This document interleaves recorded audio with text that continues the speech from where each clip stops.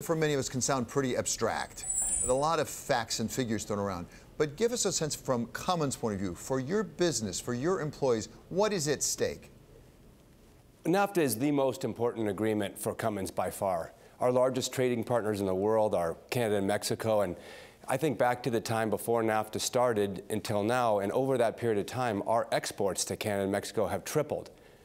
We have significant jobs created in the United States because of Nafta. Our supplies to the Mexican truck market came from Jamestown, New York, and from Rocky Mount, North Carolina, and from Walesboro, Indiana.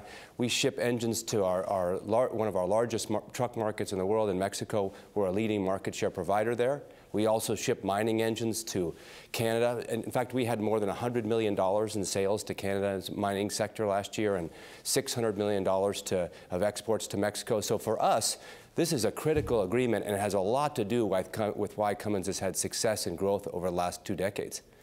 Do you have a sense, Tom, whether the administration is hearing from U.S. businesses like yours? Are they listening to you? The administration has been open to input from the business community. We have a lot of ways to reach out to the administration, to reach out to Congress and talk about what's important to us about NAFTA and other trade agreements, and we've done that. So I think the administration does know what we think about NAFTA, that we know that it's an important agreement. They know we think it's an important agreement. And I think the administration has stated that they'd like to get better deals for U.S. manufacturers and U.S. workers, and we support that. We think that NAFTA is a great agreement in the sense that it's built so much trade and commerce for companies like Cummins over the years, but it can be improved. It's 23 years old. It's missing a lot of what's necessary in modern trade agreements, things like IP protections, things like data and e-commerce kind of clauses, things to help when you compete against foreign-owned, state-owned companies. There's a lot of sectors within our economies that can be open and expanded. So I'm very hopeful that they'll be able to reach an agreement that not only builds on the base that NAFTA's created, but finds new ways to make it a better deal for U.S. workers and farmers and companies. So one of the things that the administration said they want to improve are the rules of origin, which really determines what is a product that is manufactured within one of these 3 countries. Have you had a chance to look at that from Cummins' point of view? If they did tighten up those rules of origin, what effect might that have on Cummins?